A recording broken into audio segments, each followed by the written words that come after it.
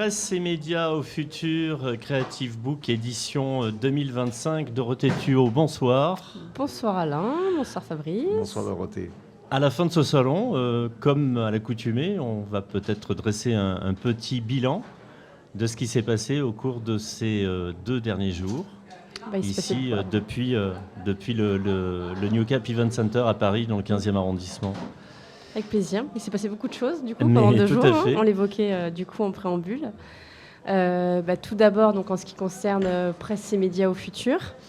Donc on a lancé donc cette 19e édition avec un anniversaire donc pour les 20 ans des Clés de la Presse, où on a organisé une matinée passionnante, où on a fait le bilan sur les 20 dernières années et où, au travers des différents témoignages, on a aussi pu faire une projection sur les 20 prochaines pour savoir où on sera la presse et les médias dans 20 ans, puisqu'on voit qu'en 20 ans, il y a eu beaucoup d'évolutions, donc on imagine qu'il y en aura d'autres dans les 20 prochaines. On est capable de se projeter dans 20 ans ?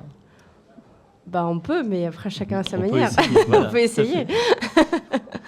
Voilà, parmi les temps forts de la matinée donc, d'hier, on a enchaîné donc, avec un déjeuner donc, pour 366, qui est la régie de la PUQR, qui donc, traditionnellement fait son déjeuner au sein du salon, qui a rencontré un vif succès, puisqu'on a fait salle pleine.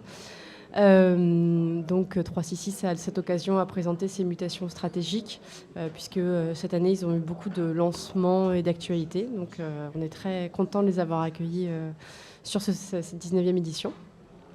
Ensuite on a eu ce matin, puisqu'on parle des traditions, la traditionnelle matinée des médias pro, puisque nous avons chaque année le soutien du SP Pro, qui également fait le point sur la transformation dans les médias pro. Et cette année, le focus était sur l'IA, puisque effectivement, c'est quand même un des thèmes majeurs dorénavant dans les médias, on l'évoquait également. Et s'en est suivi, donc, toujours dans la tradition, le déjeuner diffusion, qui est l'occasion de faire le point sur la distribution en France, à la fois sur le print et le numérique, qui donc donne place à de débats passionnants. Est-ce qu'on peut dire un mot aussi des trophées ? Bien sûr. Donc hier soir, on a honoré donc, de belles innovations, donc à la fois dans la presse et dans le livre, puisque donc, cette année, c'est la première fois qu'on accueille un autre salon, j'imagine qu'on y reviendra un petit peu après, donc, qui est Creative Book. Et donc pour notre soirée des trophées, on a accueilli à la fois les trophées de la presse et des médias et la nuit du livre. Donc ça a été une très belle cérémonie, très riche, très complémentaire et assez positive, parce que finalement on est quand même dans un contexte pas toujours évident. Et on a pu voir au travers des discours et des témoignages qu'il y a de l'optimisme et qu'il y a de l'innovation dans chacune des 2 filières. Et donc, il y a quand même de l'avenir. Et ça, c'était quand même une belle chose pour cette soirée. Alors, quand on arrivait sur ce salon, on arrivait directement dans le Creative Book, un monde nouveau d'ailleurs pour les médias, puisque c'est la première fois que les médias se retrouvaient immergés avec la nuit du livre. C'était une volonté donc de réunir ces 2 milieux.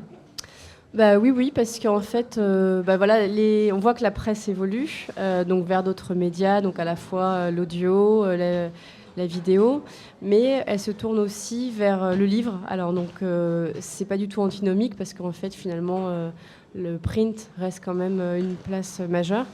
Et il y a de plus en plus d'éditeurs de presse qui font du livre. On a par exemple Prisma, Le Figaro, Le Monde et d'autres. Donc on trouvait assez intéressant et important en fait de montrer cette synergie entre les 2 univers. Et cette complémentarité aussi. Et cette complémentarité, voilà.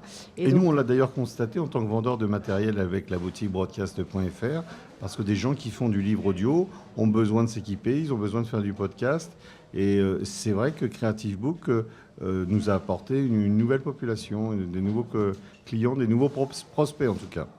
Voilà, donc en fait c'était l'objectif, c'était à la fois pour Creative Book d'attirer une nouvelle clientèle, puisque comme je le disais, les éditeurs de presse font du livre, mais à l'inverse aussi pour les exposants de la presse, d'avoir une population des éditeurs de livres qui peut se tourner vers d'autres solutions plus digitales et plus numériques justement, comme notamment l'audio. Donc c'était pour ça qu'on a voulu rapprocher les deux événements, parce qu'on croit qu'il y a vraiment un univers parallèle et une complémentarité. Oui, quand je parlais de complémentarité, c'est vrai que dans l'audio, dans la vidéo, on est dans l'instantané souvent, et dans le livre, et on a trouvé que c'était intéressant parce qu'on prend le temps de se poser. Il y a un amour des mots, il y a un amour du papier, et qui développe vraiment tous les sens. Et ça, c'est important parce qu'on a retrouvé ce goût, si tant est qu'on l'ait perdu un jour. Et c'est une invitation à lire plus que jamais et à aimer le livre. Et on a d'ailleurs eu de nombreux exemples de livres édités qui sont absolument magnifiques. Alors pour conclure, après avoir lu, on va compter. En termes d'entrée, ça se passe comment cette édition 2025 ? Alors déjà au niveau des conférences qui sont toujours très passionnantes, enfin très intéressantes et qui attirent beaucoup de monde, on est très contents puisque les salles ont été combles. Donc ça c'est toujours une bonne nouvelle pour nous et ce qui montre justement l'engouement des visiteurs parce qu'en fait notre salon c'est effectivement les exposants mais c'est aussi un laboratoire d'idées et les gens viennent en fait pour s'inspirer et ils repartent souvent avec de nouvelles idées et une motivation en fait pour l'année suivante. Donc ça là-dessus c'est un des points très positifs. Et au niveau de la fréquentation, à la fois sur la presse et médias au futur et sur le livre, on est à peu près dans une fréquentation stable par rapport aux dernières éditions. Donc malgré une grève mardi. Voilà, malgré une grève mardi, malgré un contexte assez compliqué parce que les gens sont assez attentistes, donc c'est vrai que voilà, il y a de plus en plus d'événements, c'est pas forcément évident toujours de mobiliser les gens, et donc on est assez content quand même de la fréquentation. Donc le salon va revenir l'année prochaine, et d'ici là, on va pouvoir revivre certains ateliers, certaines conférences en vidéo sur le site La Presse et Médias au Futur et sur Creative Book.